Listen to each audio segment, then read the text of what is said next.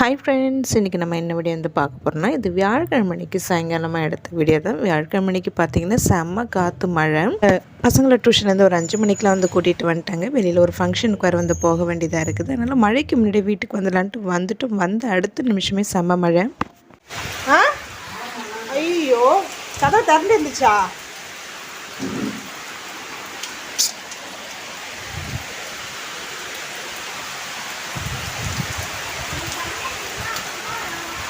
ஏங்க, ஒரு கம்பி எடுத்துகிட்டு வந்து இது குத்தி விடுங்க.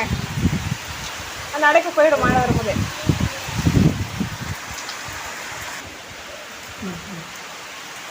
காலையிலேருந்து நல்ல வெயில் தாங்க காட்டுது. ஆனால் ஈவினிங்கில் நைட்டு விடியற் காலம் இது போல் தான் வந்து மழை பெஞ்சிட்ருக்குது.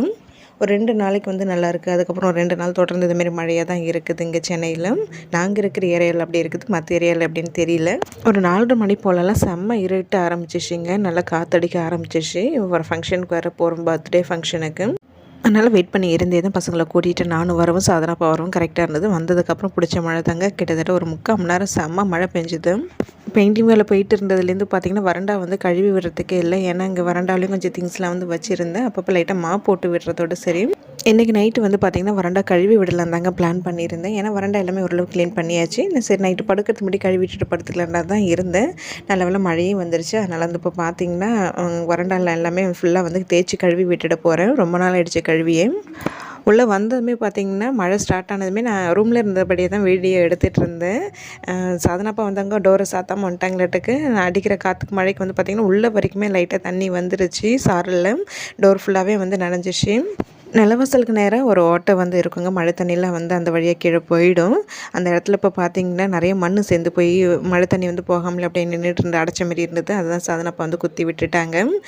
தண்ணி கொஞ்சம் ஃப்ரீயாக போயிடும். கழுவி விட்டால் கூட கொஞ்சம் ஈஸியாக தான் இருக்கும். ஏன்னா ஒன்று இங்கே கழுவி விட்டோம்னா வந்து கீழே ஒரு தடவை போய் தண்ணி ஊற்றி தள்ளி விடுற மாதிரி இருக்கும். ஏன்னா கீழ் வீட்டுக்கு வாசல் படிக்க பக்கத்துலேயே தான் தண்ணி வந்து கழுவி விடுற தண்ணிலாம் அங்கே போய் ஊற்றும். அது கொஞ்சம் அசிங்கமாக இருக்கும் இல்லைங்களா. எனக்கு அந்த ஒரு வேலையாக வேறு இருக்கும் எப்பொழுதுமே. வேலை அதிகமாக இழுக்குதுங்கிறனால இப்போ என்ன பண்ணுறேன்னா அடிக்கடி கழுவி விடுறது கிடையாது. வாரத்தில் ஒரு தடையோ இல்லைன்னா 10 நாளைக்கு ஒரு தடவை கழுவி விட்டுக்கிறது. அடிக்கடி மாவு போட்டு விட்டுடுவேன். இந்த மழை காலம் வந்துட்டாலே எனக்கு இன்னொரு வேலை வந்து இருக்குங்க. அதை நான் கண்டிப்பாக செஞ்சிருவேன். நான் இந்த தடவை வந்து நான் மற்ற வீட்டு வேலைகள் போயிட்டு இருந்ததுனால அந்த வேலையை நான் செய்யாமலே இருந்தேன். சரிம்மா வந்து ஃபங்க்ஷனுக்கு கிளம்புற வேலை இருக்குது, குளிக்க தான் போகிறோம். சரி இந்த வேலையை முடிச்சுட்டு வரண்டால எல்லாமே ஃபுல்லாக கழுவி விட்டுட்டு அதுக்கப்புறமா ரெடி ஆகலான்னு சொல்லிட்டு இந்த படிக்கட்டு எல்லாமே வந்து தொடப்பத்தால் நல்லா தேய்ச்சி விட்டுட்டு இருந்தேன். இப்போதைக்கு லைட்டாக தான் தேய்ச்சி விடுறேன். இப்போ அடிக்கடி மழை பெஞ்சிட்ருக்கனால கொஞ்சம் பாசம் பிடிச்ச மாதிரி தான் இருக்குது. அதனால தான் வந்து பார்த்திங்கன்னா சரி தேய்ச்சி விட்டுறலான்ட்டு தொடப்பத்தால் மட்டும் தான் தேய்க்கிறேன். இப்போ வெளியில் கிளம்புற வேலை பொறுமையாக நிதானமாக கொஞ்சம் தேய்க்கலாம். இந்த சிங்க்லாம் தேய்ச்சி விடுறதுக்கு ஒரு ப்ரெஷ் வச்சுருப்பேன். அந்த ப்ரெஷ்ஷெல்லாம் நல்லா தேய்ச்சி விட்டுட்டோம்னா இருக்கிற பாசம் எல்லாமே வந்துடும். இந்த மழை டைமில் மட்டும் அப்பப்போ இந்தமாரி நல்லா தேய்ச்சி கழுவி விட்டுடுவாங்க. இல்லாட்டினா வந்து பார்க்க அசிங்கமாக இருக்கும் இல்லைங்களா. அதனால தான் கொஞ்சம் வேலை மெனக்கிடாமல் இதை செஞ்சிடுறது. இந்த வேலைகள்லாம் செய்யும் போது நான் வீடியோ ஷேர் பண்ணும்போது ஒரு சிஸ்டர் கூட வந்து சொல்லியிருந்தாங்க, அதுக்கு நீங்கள் பேசாமல் படிக்கிறதுக்கெல்லாம் நீங்கள் பெயிண்டிங் பண்ணி விட்டுறலாமே, பார்க்க நல்லா தானே இருக்கும் அப்படின்னு சொல்லியிருந்தாங்க. இப்போ தானே வீட்டுக்குள்ளே பெயிண்டிங் பண்ணியிருக்கிறோம். வெளியில் வந்து கண்டிப்பாக பெயிண்டிங் பண்ணுவாங்க. பண்ணும்போது ஒரேடியாக படிக்கிறதுக்கும் பண்ணலாம் தான் இருக்கிறோம். லாஸ்ட் இயரே வந்து இந்த வருஷம் பண்ணுறேன்னு தான் சொல்லியிருந்தோம். கொஞ்சம் தள்ளி போயிட்டே தான் இருக்குது. அது இல்லாமல் அந்த படிக்கட்டுக்கு மேலெல்லாம் நம்ம ஷெட்டு மாரி எதாவது போட்டு விட்டுருந்தோம்னா இந்த வேலையும் நம்மளுக்கு இருக்காது. எல்லாம் ஒன்று ஒன்றா தான் வந்து செய்யணும். மேலே மொட்டை மாடியில் ஒரு ஷெட்டு போட்டு விடணும். அதாச்சும் சின்னதாக ஒரு ரூம் மாரி வந்து தடுக்கணும். வாஷிங் மிஷின்லாம் கொண்டு போய் மேலே போட்டுட்டோம்னா வீடு இன்னும் கொஞ்சம் ஃப்ரீயாக இருக்கும். தேவையில்லாத திங்ஸ்லாம் கொண்டு போய் மேலே போட்டுடலாம். இதுமாரி நிறைய ஐடியாஸ் இருக்குது. ஏன்னா ஒன்று பணம் தான் வந்து இல்லை, ஒன்று ஒன்றா பொறுமையாக தான் பார்த்து தான் வந்து செலவு பண்ண வேண்டியதாக இருக்குது. இல்லை ஆனால் கண்டிப்பாக அதெல்லாம் செஞ்சுருவோம். அதுக்கான நேரம் இப்போதைக்கு வரல. எனக்கு மெயினாக பார்த்திங்கன்னா அந்த வரண்டாவில் இருக்கிற டைல்ஸில் அட்லீஸ்ட் அந்த கோலம் போடுற இடத்துலையாவது கொஞ்சம் டார்க்காக டைல்ஸ் ஏதாவது போட்டு விடணும், இல்லைன்னா ஸ்டிக்கராவது ஒட்டி விடணும்னு நினச்சிட்ருக்கேன். சாதனா ஒத்துக்கவே மாட்டேங்கிறாங்க. கோலம்லாம் போட்டால் அந்தளவுக்கு பளிச்சுனே தெரிய மாட்டேங்குது. அதனால் கோலம் போடுற இன்ட்ரெஸ்ட்டே வர மாட்டேங்குதுங்க வெளியில் நிலவாசல்கிட்ட. வீடு கட்டும்போது இந்த இடத்துலலாம் சிமெண்ட்டு தான் போடுவேன்னு வந்து சொல்லிட்டாங்க இன்ஜினியர். அவங்க கொஞ்சம் தெரிஞ்சவங்க தான், பழக்கம் தான். இருந்தாலும் எனக்கு சிமெண்ட்டு வேணாம், எனக்கு டைல்ஸ் போட்டு கொடுங்கன்னு சொல்லியிருந்தேன். இந்த டைல்ஸ் ஃப்ரீயாக தான் வந்து அவங்க போட்டு கொடுத்தாங்க. வேறு பில்டிங் ஒர்க் பண்ணிகிட்டு இருக்கும்போது அங்கே மீற டைல்ஸ் எல்லாம் கொண்டு வந்து இங்கே போட்டு விட்டுருந்தாங்க. அப்புறம் ஃப்ரீயாக போடும்போது அவங்க விருப்பத்துக்கு தானே வந்து போடுவாங்க. அதுக்கு நான் வந்து இங்கே வந்து பார்த்ததுக்கப்புறம் தான் எனக்கு ஷாக் ஆச்சு. ஐயோ இந்த கலரில் போட்டுட்டாங்களா, அதுக்கு பேசாமல் சிமெண்ட்டே போட்டிருக்கலாமேன்னு கூட யோசித்தேன்.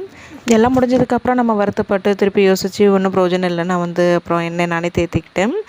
வீடு கட்டும் போதெல்லாம் நான் அப்போல்லாம் அடிக்கடி வர மாட்டேங்க. எப்போயாவது தான் சாதனாப்பா கூட்டிகிட்டு வருவாங்க. அதனாலே சில விஷயங்கள் வந்து என்னால் வந்து எனக்கு பிடிச்ச மாதிரி வந்து செய்ய முடியாமல் இருந்தது. எனக்கு அது ஒரு வருத்தம் தான். ஏன்னா என்னோடய ஹஸ்பண்டு கொஞ்சம் பிளான் பண்ணுவாங்க. நான் வந்தேன்னா ஏதாவது செலவு இழுத்து விட்டுருவேன்னு அவங்களுக்கு தெரியும். தெரிஞ்சே தான் என்னை கூட்டிகிட்டு வராமலே இருந்தாங்க. கீழ் படிக்கட்டுலாம் தேய்க்கவே இல்லைங்க. மேல் படிக்கட்டு மட்டும் தான் தேய்ச்சி வராண்டா ஃபுல்லாக கழுவி விட்டேன். அதுக்கு கொஞ்சம் டயர்ட் ஆகிடுச்சு. ஃபுல்லாக கழுவி விட்டதுக்கப்புறம் தாங்க பார்க்குறதுக்கும் கொஞ்சம் நல்லா இருந்தது. இப்போ தான் எனக்கும் கொஞ்சம் ஹாப்பியாக இருந்தது. பார்த்திங்கன்னா அடுப்பில் டீ வச்சுக்கிட்டு தான் இந்த வேலையை பண்ணிக்கிட்டு இருந்தேன். டீ ஆற்றி கொடுத்துட்டு அதுக்கப்புறமா சிங்கில் பாத்திரம் சேர்ந்துருக்குது. இதெல்லாம் விளக்கிட்டு வீடு வாசலில் பெருக்கி தள்ளிட்டு குளிச்சுட்டு ஃபங்க்ஷனுக்கு வந்து கிளம்பணும். இங்கே வரத்துக்கு பார்த்திங்கன்னா வீட்டிலேருந்து ஒரு 3/4 மணி நேரம் ஆகும் இங்கே வரத்துக்கு. பார்த்திங்கன்னா ஒரு 7 மணி போல் இங்கே வந்தோம். என் ஹஸ்பண்டோட ரொம்ப க்ளோஸ் ஃப்ரெண்டுங்க. ஜூனியர் தான், இருந்தாலும் அவங்க ரொம்ப க்ளோஸு. அவங்களுடைய முதல் குழந்தைக்கு முதல் பிறந்த நாள், அதுக்கு தான் வந்திருக்கிறோம். இந்த குழந்தைக்கு கிஃப்ட் வாங்கினது தாங்க நான் நேற்று விலாகில் நான் ஷேர் பண்ணியிருந்தேன். கேக் ரொம்ப ரொம்ப நல்லா இருந்தது பார்க்குறதுக்கு. 2 லேயர் கேக்கு தான். ஃபாரஸ்ட் தீமில் வச்சுருந்தாங்க, நல்லா இருந்தது. என்ன ஒன்று மழை பெஞ்சிருந்ததுனால அந்தளவுக்கு கூட்டம் ரொம்ப கிடையாது. நாங்கள் வரும்போதே ஒரு 10 பேர் தான் இருந்தாங்க. அதுக்கப்புறம் நாங்கள் வந்ததுக்கப்புறம் நிறைய பேர் வந்திருக்காங்களா என்னன்னு தெரியல. ஆனால் கம்மி பேர் தான் வந்திருந்தாங்க. ஒரு வேளை மழையினால வரலையே என்னமோ தெரியல. பர்த்டே ஃபங்க்ஷன் சூப்பராக போச்சு. ஃபங்க்ஷன்லாம் முடிஞ்சதுக்கப்புறமா சாப்பிட்டுட்டு அதுக்கப்புறமா கிளம்பணும். நான் இங்கே சென்னை வந்ததுக்கப்புறம் இங்கெல்லாம் ஃபங்க்ஷன் அட்டன் பண்ணதுக்கப்புறம் தாங்க நானே இங்கே தெரிஞ்சுக்கிட்டது. இங்கே பொறுத்த வரைக்கும் இங்கேன்னு இல்லை, மற்ற ஏரியாலாம் எப்படின்னு தெரியல. இங்கே சென்னையில் நான் பார்த்த வரைக்கும் எந்த ஒரு நல்ல காரியம் பண்ணாலுமே அங்கே ஃபுல்லாக பார்த்திங்கன்னா நான்வெஜ் தாங்க. வெஜ்ஜு ரெண்டுமே செய்கிறாங்க. நான்வெஜ் மெயினாக போடுறாங்க சாப்பாடு. பிறந்த நாள், காது குத்து, கல்யாணம், ரிசப்ஷன் எல்லாத்துக்குமே இந்த பிரியாணி போட்டுடுறாங்க. அது நாங்கள் சென்னைக்கு வந்ததுக்கப்புறம் தாங்க எனக்கு இங்கே பார்த்ததுமே எனக்கு எல்லாமே புதுசாக இருந்தது. ஆனால் எங்கள் ஊரில் ஒரு நல்லதாக இருந்ததும் கெட்டதாக இருந்தாலும் எந்த ஒரு காரியமாக இருந்தாலும் பார்த்திங்கன்னா இந்த வடை பாயசத்தோட சாப்பாடு, டிஃபனு இதுமாரி தான் இருக்குமே தவிர இந்தமாரி நான்வெஜ் எதுவும் செய்ய மாட்டாங்க.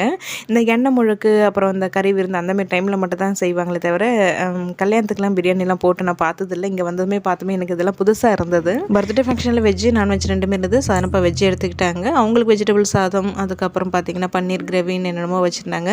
மட்டன் பிரியாணி பண்ணியிருந்தாங்க. அதுக்கு சிக்கன் கிரேவி, அதுக்கப்புறம் பரோட்டா, இடியாப்பம், இதுக்கு சைட் டிஷ் எல்லாமே வச்சுருந்தாங்க. ஐஸ்கிரீமு, கூல்ட்ரிங்க்ஸு, அதுக்கப்புறம் கேக்கும் கட் பண்ண கேக்கெல்லாம் எல்லாமே கொடுத்தாங்க. அதேபோல் எந்த ஒரு ஃபங்க்ஷனாக இருந்தாலும் நல்லா கிராண்டாக தாங்க செலிப்ரேட் பண்ணுறாங்க. மெயினாக அங்கே கல்யாணம் நடந்துட்டு இருந்தாலும் இங்கே சைடில் பார்த்திங்கன்னா இந்த popcorn, ice cream, cool drinks, salad, mehndi போடுறது, அப்புறம் என்னென்ன ஃபங்க்ஷன் பண்ணுறாங்களோ அந்தந்த ஃபங்க்ஷனுக்கு தகுந்த மாதிரி தீம் ஏதாவது பண்ணிட்டு தான் இருக்கிறாங்க. எல்லாமே எனக்கு புதுசாக இருந்தது. எல்லாம் நல்லாவும் இருக்குது. மெயினாக இந்த டிஜேலாம் வச்சு டான்ஸ் ப்ரோக்ராம்லாம் பண்ணுறாங்க. அதுவும் ரொம்ப நல்லா இருக்குது. எங்கள் ஊர் சைடு இதெல்லாம் இப்போ தாங்க கொண்டு வந்துட்டுருக்காங்க. அந்த ட்ரெண்டிங் இருக்கிறதுனால இப்போ கொண்டு வராங்க. இதுக்கு முன்னாடியெல்லாம் பார்த்திங்கன்னா பொண்ணு மாப்பிள்ளை ஊர்வலம் வரும் காரில், அப்புறம் ஆர்கெஸ்ட்ரா வைப்பாங்க, அவ்வளோதான். கல்யாணம் ஆகி கிட்டத்தட்ட 14 வருஷம் ஆகிடுச்சு. 14 வருஷமாக இங்கே சென்னையில் தான் இருக்கும். இதெல்லாம் இங்கே பார்க்கும்போது எனக்கு ரொம்ப புதுசாக இருந்தது, ரொம்ப நல்லா இருந்தது, பழகிடுச்சு. பர்த்டே ஃபங்க்ஷன் முடிச்சுட்டு சாப்பிட்டுட்டு அதுக்கப்புறமா சீக்கிரமாகவே கிளம்பி வந்துட்டோம். மழைக்கு முன்னாடி வந்துடலான்னு சொல்லிட்டு. அதுக்கப்புறம் இது அடுத்த நாள் நைட்டு எடுத்ததுங்க. ஹீட்ரு காயில் போயிடுச்சு. கிட்டத்தட்ட ஒரு 8 மாதமாக ஹீட்ரு யூஸ் பண்ணாமல் அப்படியே தான் வச்சுருக்கிறோம். சரி, அது இன்றைக்கி கொஞ்சம் சரி பண்ணி கொடுத்துல. ஏன்னா இப்போ மழைக்காலம் ஸ்டார்ட் ஆகிடுச்சு. தண்ணி கேஸில் சுட வைக்க வேண்டியதாக இருக்குது. அதனால் இப்போ சரி பண்ணுறதுக்காக எடுத்துகிட்டு கடையில் கொடுத்துட்டு அப்புறம் சாதனாப்பாவோட யூனிஃபார்ம் பேண்ட் தைக்க கொடுத்துருந்தோம். அதையும் வாங்கிட்டு அதுக்கப்புறமா என்னுடைய ஃபோன் இன்னொன்று வீணாக போய் கிட்டத்தட்ட 1 வருஷமாக யூஸ் பண்ணாமலே அப்படியே தான் வச்சுருந்தேன். டிஸ்பிளே போயிடுச்சு. டிஸ்பிளே போடாமலே வச்சுருந்தேன். சரி, அதை டிஸ்பிளே போடுறதுக்கு கொடுத்துருந்தோம். அது ரெடி ஆகிடுச்சின்னு சொல்லி ஃபோன் பண்ணியிருந்தாங்க. அதையும் கையோடு வாங்கிட்டு வந்துடலான்ட்டு எங்கள் கடைக்கு வந்திருந்தோம். இப்போ வச்சுட்டு இருக்கிறது தாங்க நான் ஃபஸ்ட்டு யூஸ் பண்ணிகிட்டு இருந்த ஃபோனு. இப்போ நான் எடுத்து பார்க்குற ஃபோன் பார்த்திங்கன்னா இப்போ நான் வீடியோக்கு யூஸ் பண்ணிகிட்டு இருக்கிற ஃபோன் இந்த ப்ளூ கலரு. இதுவும் நிறைய வாட்டி ரிப்பேர் ஆகுது தான். அது ஸ்டிக்கர் ஒட்டியிருக்கிறத பார்த்தாலே தெரியும். முடிஞ்ச அளவுக்கு சரி பண்ணி தான் ஓட்டிகிட்டு இருக்கிறேன், புதுசு வாங்காமல். இப்போ எனக்காக இப்போ புதுசு வாங்கினது எனக்கு கேமரா குவாலிட்டி சரியில்லைன்னு சொல்லிட்டு அதை சாதனா பாட்டை கொடுத்துட்டு அவங்களுடைய ஃபோன் தான் இப்போ வச்சு நான் யூஸ் பண்ணிகிட்ருக்கிறேன். எப்படி நான் வீடியோ எடுத்தாலும் கேமரா குவாலிட்டி கொஞ்சம் கம்மியாக தான் இருக்குது. இருக்கிறத வச்சு தான் வீடியோ எடுத்து ஷேர் பண்ணிகிட்ருக்கிறேன். வீடியோக்கு பார்த்திங்கன்னா ஒரு ஃபோன் வச்சு தாங்க நான் வீடியோ எடுத்துகிட்ருக்கிறேன். இன்னொரு ஃபோன் இருந்தால் கூட கொஞ்சம் நல்லா தான் இருக்கும். இப்போ ஏன்னா இன்னொரு ட்ரைபேடு வாங்கிட்டேன். 2 ட்ரைபேடு 2 ஃபோன் இருந்தால் கொஞ்சம் எனக்கு அது ஈஸியாக இருக்கும். அதனால தான் கொஞ்சம் செலவானாலும் பரவாயில்லன்னு சொல்லிட்டு இந்த ஃபோனை இப்போ சரி பண்ணியாச்சு. ஒரு 1500 செலவாயிடுச்சு இதுக்கு. இந்த ஃபோனை சரி பண்ணாமல் அப்படியே வச்சுனாலும் வீணாக போயிடுமான்னு ஒரு பயம் வர. சரி பண்ணி யூஸ் பண்ணலாமே அப்படிங்கிறனால தான் அதை சரி பண்ணியாச்சு. இன்றைக்கி பார்த்திங்கன்னா நான் இந்தமாரி வீடியோ தான் நான் இன்றைக்கி ஷேர் பண்ணியிருக்கிறேன். ஒரு 2 நாள் அப்போ எடுத்த வீடியோ தான். கண்டிப்பாக உங்களுக்கு இந்த வீடியோ பிடிச்சிருக்குன்னு நினைக்கிறேன். வீடியோ பிடிச்சிருந்தால் லைக் பண்ணுங்கள்.